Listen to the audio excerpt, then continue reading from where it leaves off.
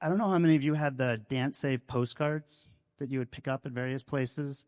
I remember I made my way to Burning Man in 2001, fresh out of law school in Boulder, found the MAPS camp somehow, wasn't sure what it was. And it was that same summer I had all these postcards. It said all these things about drugs. Fast forward, DanceSafe is one of our Sea Crystal Seward sponsors, and that's thanks to Mitchell Gomez. So Mitchell has a story. And here Mitchell comes. I also wanted to thank Ortis Foundation, who's one of our sponsors, doing really incredible work on mental health. Thank you, Sabrina. All right, Mitchell. Hey, everyone. So for the last 11 years, I've been stewarding DanceSafe until this last May, but I really wanted to tell this story. So when I was 22 years old, the only college I applied to when I got serious about academics was New College of Florida. And because I applied because I knew that's where you could meet Rick, Earth, and Fire, because even though they were older alums, they came back to party. And man, my plan worked. I met Rick, I met Earth, I met Fire. I probably moved more drugs than I should have, and I can say it because we're past the statute of limitations now.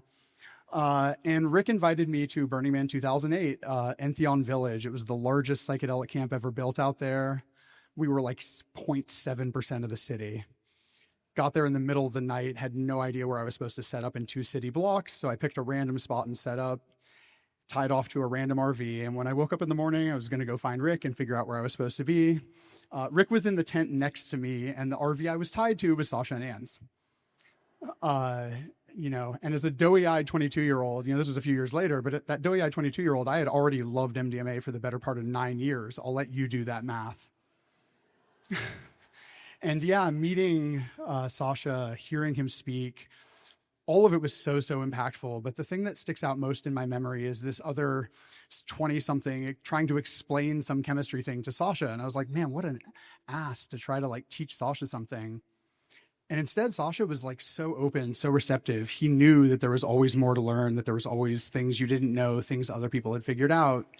And keeping that with me all these years is one of the 2 big things I got from that encounter. The other was that the way that Sasha and Ann loved each other showed that the continuity of love is really real.